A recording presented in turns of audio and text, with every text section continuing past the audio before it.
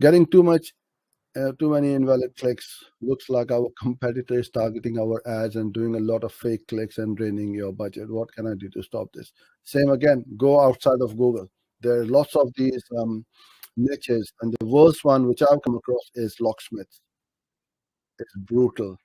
Um, it is so, I won't say competitive, but it is these fake clicks and these automated clicks by bots is the worst I've ever seen in any niche. So if you want to save your money and your click costs are also high, it doesn't matter if they're high or not. Fake click is a fake click or invalid click is a waste of money.